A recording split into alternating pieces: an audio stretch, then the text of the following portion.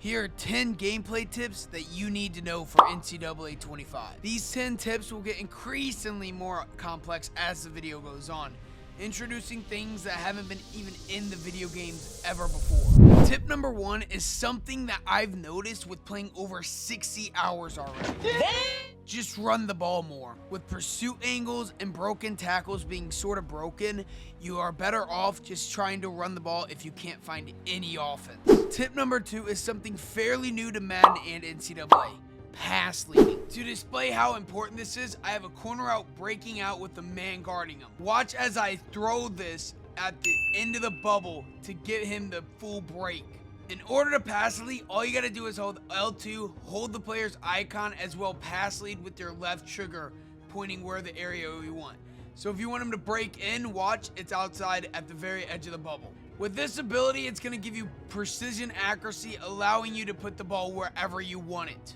Tip number 3 is learning flood concepts. In this demonstration, we have a flood with bunch going to the right side of the field. The streak's gonna bring up the blue, the corner going underneath, and then the flat route to take out the underneath. Another thing with flood concepts is you can flood the other side of the field as well. With this concept, my tight end's gonna bring up the blue, and then my post is coming right under it. And if all loss fails, I still have the drag for the check down. With this play going, I'm gonna have plenty of time, and then, like I said, the post is wide open underneath. As we move on, this next tip isn't used enough, and that's altering your zone drops. Zone drops can be found in coach adjustments on defense at the bottom of the screen. Drops are something I wish I knew earlier on when I played. Telling where your hard flat to play, your cloud flat, any seam, anything like that is something you need to know. With this set at 0, my flats will auto play at 0 yards, pretty much even with the line of scrimmage. Whereas if I go back to 30, then they're gonna continue dropping back until my hard flats play at a 30-yard cover. You can do this with almost any flat, hook, anything you want. When I first started playing, I didn't even know these existed, and now I use them almost every game when I want to take something away. With flats now playing at a 30, I'm going to display it right here. Both of these hard flats on the field should drop to a 30-yard distance as their thing is set to that. Look at them both run back immediately. Tip number 5 is similar to zone drops, something that's very easy to implement but nobody talks about, and that's running and pass committing. All you gotta do is hit L1 or LB on Xbox and you can run. When you run commit, your players act more accordingly to the run, but it leaves you way more vulnerable over the top. And with pass committing now, your players are gonna play less likely to the run, but if they do pass, you're gonna have more likelihood of having better coverage, as well as having better coverage and getting a more likelihood of getting pressure. Tip 6 brings on something huge in college football, and that's knowing personnel. Teams like South Carolina become increasingly better because they have players such as Nick Harbor, who has max speed 99, as well as their QB has a good 88 overall speed as well. Speed is one of the most important factors when it comes to gameplay, so know your personnel and who you have on your team. After that is learning to scheme. When it comes to staying to a scheme, the best thing to describe it is what I would say is giving them the same look but having different outcomes. With this bunch formation, you can do a lot of different things out of it. You can run these wheel routes and then give them a different look out of that. Or you can set up a flood concept look as we talked about earlier. Doing things like this can give you the best ability to give out the same look but give out different plays. We take a huge jump to tip number 8, and that's reading zone and man coverages. In this example, you see a clear cover 3 with a single high safety.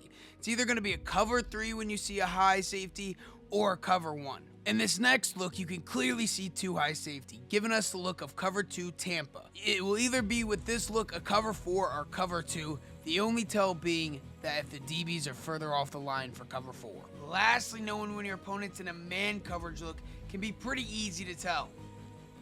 All you gotta do is motion somebody over and they're gonna follow them with them. Notice how that inner slot DB is following movement for movement. Now to test it again, we're gonna motion our outer wide receiver in, and notice how the DB is gonna follow his move. This can be an easy way to tell if your player is playing man or coverage, knowing if the DB follows them, but he can set some things to make it look like he's running man as well. With tip 9, we discuss a brand new thing to either Madden or NCAA on defense that provides a new way of playing. Switch stick is a very new concept added for the first time ever. All it involves is flicking your right stick to where you want to go. Here's an example. I notice somebody's going to be open on the left. I flick over and I'm instantly on the left DB. A major thing you need to think about with switch stick, it has to be after the play call and before the QB releases. Watch, we're going to be using this middle linebacker, and then we're going to switch before he throws the ball to someone we think might be open. We're going to switch over to this right DB whenever he hikes the ball. He hikes the ball, we switch over, and then we instantly can use that dude. The last major adjustment I would think about is think about who you're leaving behind and where he might be. That's the last major thing. And the last thing that made Tribal Skinny's offense the best is a new thing called stem passes. Now with stem, all you gotta do is click the icon with the player you wanna sim, hit L1 or LT, and then it's gonna go up and you can go down. Flick it with your left stick or right stick up and down, altering the depth at which your player is gonna break. Now with this setup, we should have a cover 3 beater with circle going over top the outer third and the tight end dragging the blue down. Let's see if it works out how we say it will. If we get some time, it's gonna work, and then there we go. That cover 3 beater worked exactly how I planned. Maybe a little tight, but it's perfect. This is the last time I'm gonna display this route concept with stem on trip side in. But just remember, stemming is a new concept brought to either Madden or NCAA, and it's something that's gonna provide a huge skill gap that we don't know about yet. In the flood concepts we talked about earlier, now you can alter the depth of your corner route. We're just gonna hit R1, L1, LT for Xbox, and then you can alter the depth. If you want a really deep corner route, you could do that, or you want a medium range, you could do that as well. But now this can allow a lot of things. The only thing we had in the past was creating it a smart route, which made it at the first down marker, which was okay. If you got any use out of these 10 tips, make sure to leave a like and check out future or past videos. Thanks for watching.